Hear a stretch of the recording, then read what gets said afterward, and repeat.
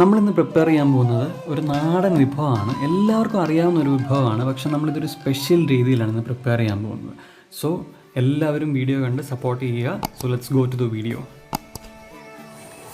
നമ്മുടെ വെള്ളം ഇപ്പോൾ വെട്ടിത്തിളച്ച് നല്ല റെഡി ആയിട്ട് വന്നിട്ടുണ്ട്. വെള്ളം എന്താ ഇതുപോലെ തിളയ്ക്കണം കേട്ടോ. നമുക്ക് ഇടിയപ്പത്തിന് വേണ്ടി നമുക്കിനി വെള്ളത്തെ ഒരു പാത്രത്തിലേക്ക് മാറ്റി, ചീനച്ചട്ടിയിലേക്ക് മാറ്റി, അതിലേക്ക് ഇടിയപ്പപ്പൊടിയും കുറച്ച് ഉപ്പും കൂടെ ചേർത്ത് നന്നായിട്ടൊന്ന് കുഴച്ചെടുക്കാം.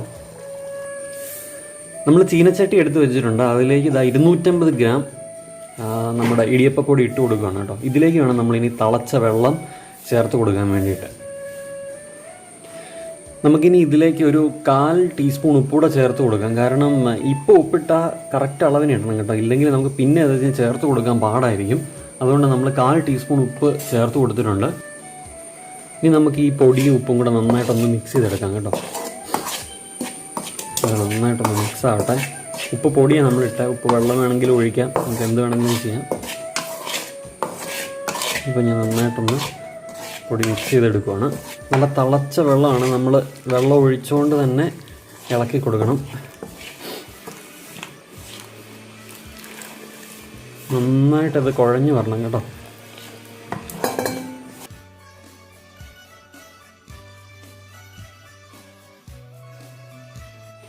അപ്പോൾ നമ്മുടെ ഇടിയപ്പത്തിനുള്ള മാവ് നമ്മൾ റെഡിയാക്കി വെച്ചിട്ടുണ്ട്. നിങ്ങൾക്ക് കാണാതെല്ലാം നല്ല ചൂടായിട്ട്. നമുക്കിനി ഇതിനെ ഇടിയപ്പത്തിൻ്റെ അച്ചിലിട്ടിട്ട് അവനെ ഒന്ന് റെഡിയാക്കി എടുക്കുക. ഇനിയാണ് നമ്മുടെ മേജർ പരിപാടി. ഇത് നമ്മൾ ഇടിയപ്പം ഉണ്ടാക്കുക. നമ്മുടെ ഇഡലിത്തട്ട് തന്നെ മതി. അതിലേക്ക് കുറേശ്ശെ തേങ്ങ ആദ്യം നമുക്ക് അടിയിൽ ചേർത്ത് കൊടുക്കും. ഇത് അടിയിലൊന്ന് പിടിച്ചിരിക്കാതിരിക്കാൻ വേണ്ടിയിട്ട് കുറേശ്ശെ തേങ്ങ ഇട്ട് കൊടുക്കുന്നു. ഇനി നമുക്ക് ആ ഇടിയപ്പത്തിൻ്റെ അച്ചിയിൽ നിന്ന് നമ്മുടെ മാവിനെ ആ നൂല് പോലെ റെഡിയാക്കി ഇടാം കേട്ടോ.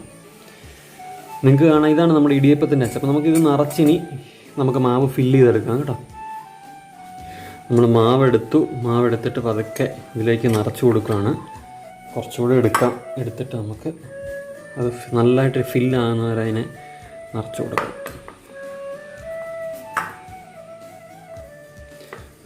ഏകദേശം ഫില്ലായിട്ടുണ്ട്. ഇനി നമുക്ക് അച്ചടച്ചിട്ട് റെഡിയാക്കാം. നമ്മുടെ അപ്പോൾ അച്ച് റെഡി ആയിട്ടുണ്ട്. നമുക്കിനി ഇതിലേക്ക് പതുക്കെ നമ്മുടെ ഇടിയപ്പത്തിൻ്റെ മാവിടാം കേട്ടോ.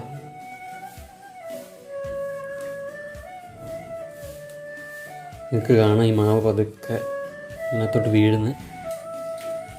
നമ്മളിത് ഇടിയപ്പത്തിൻ്റെ ആ തട്ടയിൽ ഇതിങ്ങനെ റെഡിയാക്കിയിട്ടുണ്ട്. First layer. ഇനി ആ ലെയറിന് മുകളിലോട്ട് നമ്മൾ കുറേശ്ശെ തേങ്ങ ഇട്ട് കൊടുക്കണം. ഈ കാണുന്ന പോലെ കുറേശ്ശെ തേങ്ങ ഇട്ട് കൊടുക്കുകയാണ്.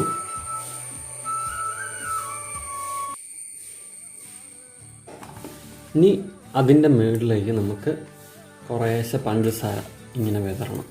ഇനി ഇതിൻ്റെ മുകളിലേക്ക് നമ്മൾ പറഞ്ഞ പോലെ നമുക്ക് അടുത്ത ലെയർ ചേർത്ത് കൊടുക്കാം.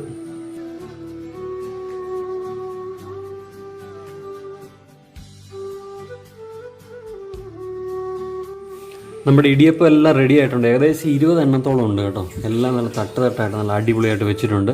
ഇനി നമുക്കിതിനെ നന്നായിട്ട് ആവിയിൽ വെച്ചൊന്ന് വേവിച്ചെടുക്കാം. അത് കഴിഞ്ഞ് ചെറിയൊരു പരിപാടിയും കൂടെ ഉണ്ട്. അപ്പോഴാണ് നമ്മുടെ ഇടിയപ്പത്തിൻ്റെ ടേസ്റ്റ് ഡബിൾ ആകുന്നത്. ഓക്കെ, നമ്മളൊരു പാത്രത്തിൽ ഇഡ്ഡലിത്തട്ട് ഇറക്കി വെക്കുകയാണ്. വെള്ളം ഒഴിച്ച് നന്നായിട്ട് ചൂടായിട്ടുണ്ട്. അതിലേക്ക് നമുക്ക് നമ്മുടെ ഇഡ്ഡലിത്തട്ട് ഇറക്കി വെക്കാം. അതിൽ നമ്മൾ ഇടിയപ്പത്തിൻ്റെ എല്ലാം റെഡിയാക്കി വെച്ചിട്ടുണ്ട്. ഇനി ഇത് നന്നായിട്ട് ഇരുന്നൊന്ന് വെന്ത് വരട്ടെ. അത് കഴിഞ്ഞ് നമുക്കൊരു സ്പെഷ്യൽ ഇൻഗ്രീഡിയൻ്റ് ആഡ് ചെയ്യാനുണ്ട്. നമ്മുടെ ഇടിയപ്പം നല്ല അടിപൊളിയായിട്ട് വന്നിട്ടുണ്ട്. നല്ല വെന്ത് റെഡിയായി വന്നിട്ടുണ്ട്. ആ പഞ്ചസാരയൊക്കെ അങ്ങോട്ട് ഉരുകി ഇറങ്ങി ആ മധുരം അതിലേക്കൊക്കെ ഇങ്ങനെ സ്പ്രെഡാകും. അപ്പോൾ അത് കഴിക്കുമ്പോൾ ഒരു പ്രത്യേക രുചിയാണ്. അപ്പോൾ നമുക്കിനി ഇത് എടുത്തിട്ട് ഇനി ഒരു ചെറിയ പരിപാടിയാണ് ഞാൻ പറഞ്ഞ പോലെ. സോ നമുക്കിതിനി അടുപ്പത്തു നിന്ന് എടുത്ത് മാറ്റി ഒരു പാത്രത്തിലേക്ക് വെക്കാം. നമുക്കിനി നമ്മുടെ ഇടിയപ്പത്തിൻ്റെ കൂടെ കഴിക്കാൻ വേണ്ടി 2 കിടിലൻ ഏത്തപ്പഴം കൂടി ഒന്ന് പുഴുങ്ങിയെടുക്കാം.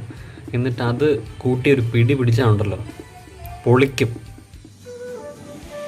നമ്മൾ ഇടിയപ്പം നമ്മൾ പ്ലേറ്റിലെടുത്ത് മാറ്റി വെച്ചിട്ടുണ്ട്. ഇനി ഇതിൻ്റെ മുകളിലേക്ക് നമുക്ക് നമ്മുടെ നല്ല തേങ്ങാപ്പാലെടുത്ത് വെച്ചതിങ്ങനെ ഒഴിച്ചു കൊടുക്കണം. ആ പഞ്ചസാരയും തേങ്ങാപ്പാലും കൂടെ ഇങ്ങനെ മിക്സായിട്ട് അത് നല്ലൊരു സ്പെഷ്യൽ ടേസ്റ്റാണ് കേട്ടോ. നമ്മൾ തേങ്ങാപ്പാൽ ഒഴിച്ച് ചേർത്ത് കൊടുത്തിട്ടുണ്ട്. ഇനി ഇതിൻ്റെ കൂടെ നമുക്ക് നമ്മുടെ ഏത്തപ്പഴം നമ്മൾ പുഴുങ്ങിയെടുത്തില്ല. അത് നല്ല മധുരമായിട്ട് നല്ല പഴുത്ത ഏത്തപ്പഴമായിരുന്നു. അതിനെ നമ്മൾ ചെറിയ കഷ്ണങ്ങൾ മുറിച്ചെടുത്ത് നമ്മൾ അതിൻ്റെ കൂടെ ചേർത്തൊന്ന് കഴിക്കണം. അപ്പോഴാണ് സ്വർഗം. ഏത്തപ്പഴം ഞാൻ വെച്ച് കൊടുക്കുന്നുണ്ട് ഇതാ അവിടെ.